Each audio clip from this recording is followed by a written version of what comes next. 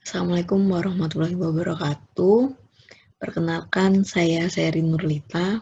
Di sini saya akan menyampaikan materi tentang mengidentifikasi dan mengukur target tingkah laku. Langsung saja.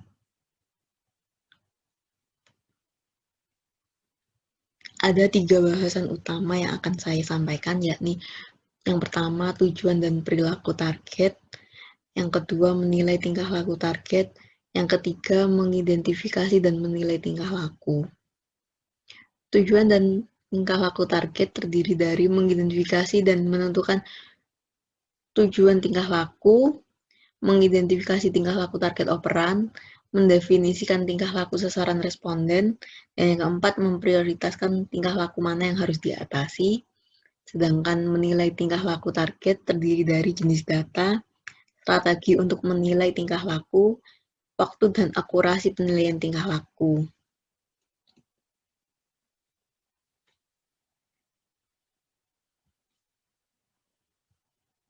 Sebenarnya apa sih tingkah laku itu? Tingkah laku target yakni bersifat objektif dan tidak dapat ambigu, sehingga dapat tepat mengidentifikasi apa yang sedang dilakukan oleh target tersebut, yang merupakan sebuah kelemahan atau kekurangan tingkah laku yang ingin dirubah. Contoh tingkah laku objektif dan tidak ambigu seperti menggigit kutikula. Ini seseorang menggigit jari dan mulutnya dan gigi mengunyah kulit di samping kuku. Yang kedua ada berolahraga. Orang tersebut sedang jogging di atas treadmill dengan kecepatan 3,5 mil per jam dengan kemiringan 5% selama 30 menit masing-masing pemanasan dan pendinginan dengan kecepatan rendah tanpa tanjakan. Dan yang ketiga ada seorang yang mengamuk atau anak kecil yang mengamuk, yang dimana menangis, berteriak, dan bersikap agresif. Dan yang terakhir yakni merengek, di mana anak kecil mengungkapkan keluhan secara lisan dengan nada tinggi dan penuh keraguan. Jika diperhatikan, setiap definisi menyertakan kata kerja aktif untuk mendeskripsikan tindakan tertentu. Begitu pula ketika tingkah laku targetnya jelas, konselor dapat mengidentifikasi dan menentukan tujuan yang spesifik untuk merancang suatu program.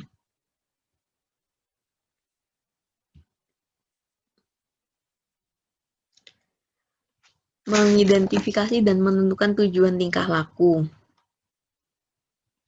Tujuan yang ingin dicapai, analis tingkah laku dengan menerapkan program perubahan tingkah laku terdiri dari 2 jenis, yakni outcome goal dan behavior goal, di mana tujuan hasil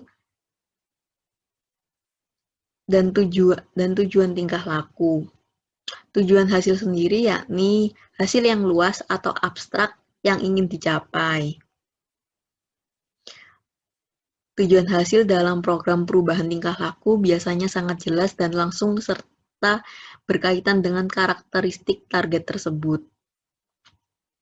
Sedangkan tujuan tingkah laku yakni tingkat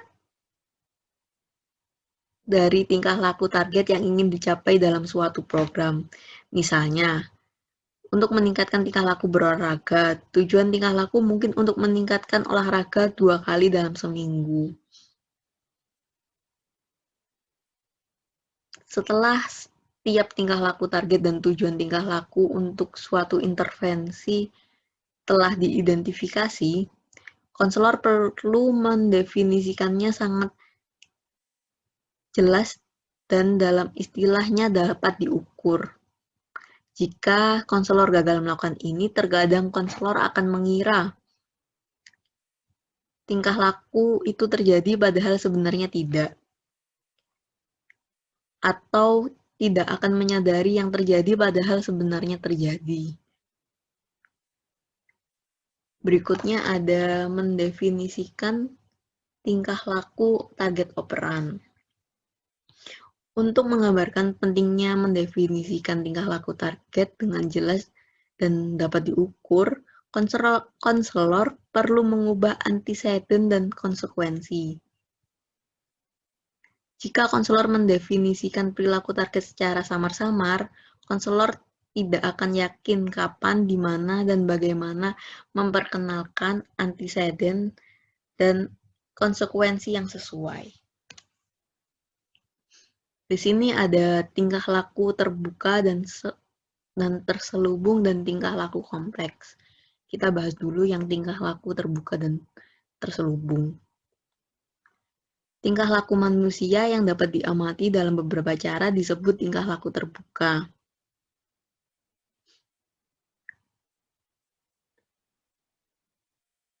Di mana tindakan fisik seperti menari, berjalan, berjabat tangan, dan sebagainya.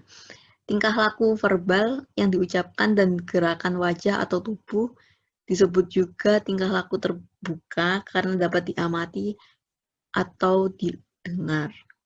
Diamati, dilihat, atau didengar. Sedangkan tingkah laku manusia yang tidak dapat diamati disebut tingkah laku terselubung. Proses mental dalam pikiran seperti berpikir, mengambil ingatan, serta memproses informasi adalah tingkah laku terselubung. Ini tidak dapat diamati karena tidak dapat dilihat atau didengar oleh orang lain. Meskipun tingkah laku terselubung tidak dapat diamati, tetapi memiliki peran dalam tingkah laku terbuka. Tingkah laku terbuka dapat ditentukan dan dipengaruhi oleh tingkah laku yang terselubung. Selanjutnya ada tingkah laku kompleks, di mana suatu kegiatan yang membutuhkan banyak keputusan dan tindakan dalam urutan yang bersamaan. Aktivitas motorik yang terdiri dari urutan antecedent, rangsangan, dan tanggapan disebut behavioral change atau rantai perilaku. Dan setiap pasangan antecedent dan tanggapan ini menyusun rantai disebut sebagai suatu hubungan.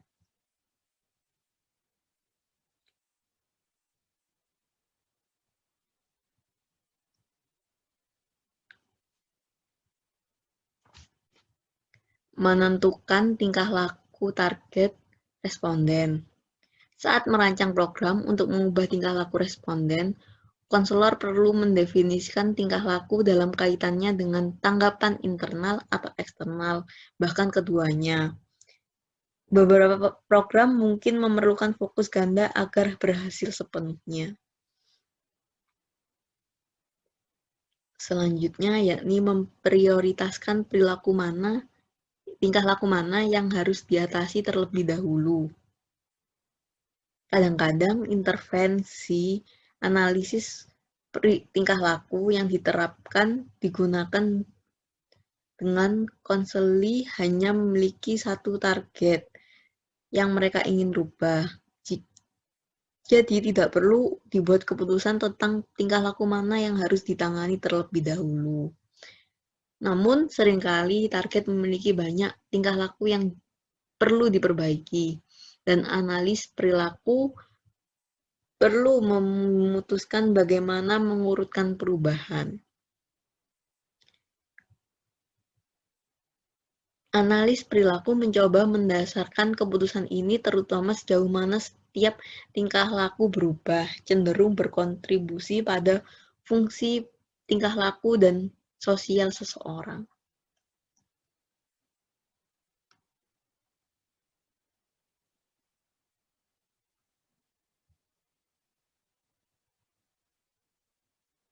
Selanjutnya yakni langsung ke bahasan kedua, di mana menilai tingkah laku target. Karena analis tingkah laku berfokus pada perubahan tingkah laku, sebagai analis tingkah laku, konselor harus mampu melakukannya dengan mengukur tingkah laku target di berbagai titik dalam proses untuk melihat apakah upayanya berhasil. Menilai tingkah laku mengharuskan konselor mengumpulkan data dan ada beberapa jenis data yang bisa digunakan, seperti frekuensi, durasi, magnitude, serta jenis data lain yang terdiri dari quality atau berkualitas, trial to criterion atau uji coba, dan persentase. Frekuensi merupakan suatu perilaku yang mengacu pada beberapa kali respon diamati. Frekuensi adalah ukuran yang tepat ketika tujuan tingkah laku melibatkan perubahan berapa sering tingkah laku itu terjadi. Sedangkan durasi ini mengacu pada lamanya waktu tiap kejadian dari tingkah laku target berlangsung dari awal sampai akhir. Jenis data sesuai untuk menilai tingkah laku target yang berlangsung selama periode waktu yang berbeda-beda. Magnitude atau besarnya. Besarnya tingkah laku ini seperti intensitas, derajat, dan ukurannya. Jenis data ini sesuai jika tujuan tingkah laku melibatkan perubahan itu tadi atau ukuran tindakan. Dan yang terakhir, jenis data lain. Jika tujuan tingkah laku melibatkan peningkatan seberapa baik orang tersebut melakukannya, itu akan dinilai dari quality atau kualitasnya. Sedangkan jenis dari analis tingkah laku data yang digunakan uji coba ke kriteria melibatkan perhitungan jumlah uji coba orang sasaran yang dibutuhkan untuk mencapai tingkat kinerja tertentu. Dan jenis data yang terakhir yakni persentase. Proporsi perilaku atau individu yang melakukan perilaku memenuhi berapa kriteria, dikalikan dengan 100. Persentase khususnya ukuran yang berguna ketika orang memiliki banyak kesempatan untuk merespon, atau ketika kesempatan untuk memenuhi kriteria tingkah laku bervariasi di setiap waktu atau keadaan. Yang kedua ada strategi untuk menilai tingkah laku. Menilai tingkah laku selalu melibatkan beberapa bentuk observasi dan pengamat bisa semua orang seperti terapis, guru, rekan, kerabat, atau orang yang tingkah lakunya berubah, yang disebut dengan pemantauan diri atau observasi diri. Perilaku sasaran biasanya harus dinilai secara langsung, tetapi tingkah laku terselubung sering dinilai secara tidak langsung. Sebenarnya apa sih metode penilaian langsung itu?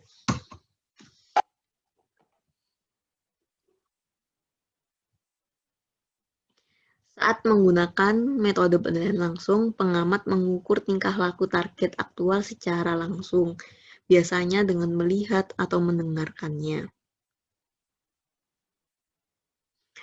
Metode penilaian langsung ini pendekatan yang disukai untuk mengumpulkan data dalam program analisis tingkah laku yang diterapkan untuk mengubah tingkah laku terbuka.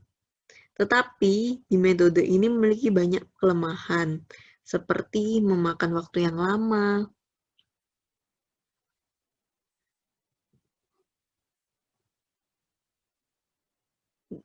dan mahal untuk digunakan jika perlu melatih atau mempekerjakan pengamat berbayar. Selain itu, metode ini terkadang hanya menilai sampel dari tingkah laku target dan sampel tersebut mungkin atau tidak mungkin tidak mewakili tingkah laku seseorang dalam kehidupan sehari-hari. Berikutnya, metode penilaian tidak langsung, di mana metode ini menggunakan cara abstrak atau tidak langsung untuk mengukur tingkah laku target, biasanya dengan meminta orang lain yang mengenalnya menyelesaikan wawancara, kuesioner, atau skala penilaian dengan baik. Sedangkan yang ketiga yakni waktu dan akurasi tingkah laku. Waktu penilaian tingkah laku ini yang umum digunakan yakni pencatatan kelanjutan yang melibatkan penetapan periode waktu tertentu. Cara lain untuk mengukur waktu penilaian tingkah laku yakni pencatatan interval, di mana akan menentukan beberapa periode pengamatan tertentu. Bagi setiap periode menjadi interval yang cukup pendek dengan panjang yang sama, dan mencatat apakah tingkah laku target yang terjadi di setiap intervalnya. Dan yang ketiga, penilaian waktu dengan pengambil sampel waktu, di mana akan menetapkan satu atau lebih periode pengamat dengan panjang yang sama. Setiap periode menjadi subperiode dengan panjang yang sama dan ditentukan interval pendek di awal setiap periode untuk mengumpulkan data. Selanjutnya ada akurasi dan validitas penilaian tingkah laku. Agar penilaian bermanfaat, penilaian harus cukup akurat dan valid. Suatu ukuran akurat sejauh mana bahwa nilai yang merekam sama dengan nilai sebenarnya, dan valid sejauh mencerminkan apa yang dimaksudkan untuk mengukur.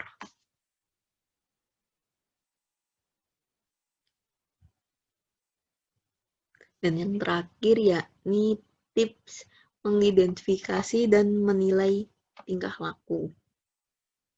Yang pertama, mendefinisikan tingkah laku target dengan hati-hati dan memberikan rincian komponennya.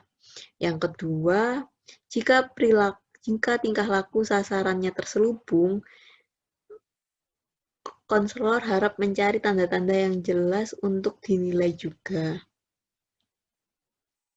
Yang ketiga, jika intervensi akan mengatasi tingkah laku berlebihan, cobalah untuk menemukan tingkah laku yang diperkuat sebagai gantinya. Jika program mengatasi defisit perilaku seperti tidak berolahraga, ini membantu orang tersebut untuk memutuskan bagaimana menyediakan waktu untuk itu perilaku di dalam jadwalnya. Dan yang keempat, menggunakan metode penilaian langsung bila memungkinkan. Dan yang kelima, menggunakan prosedur khusus untuk memastikan keakuratan data yang kekumpul. Jika target orang yang akan menggunakan mandiri untuk melacak kelebihan perilakunya sendiri yang digunakan secara lingkup atau biasa,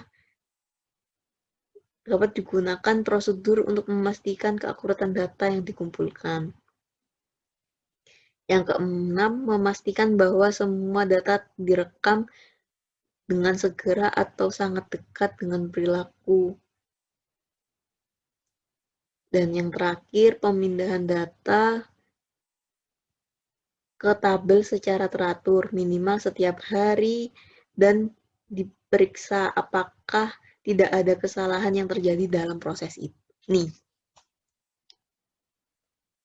Itu saja mungkin yang bisa saya sampaikan. Apabila ada kurangnya, mohon dimaafkan.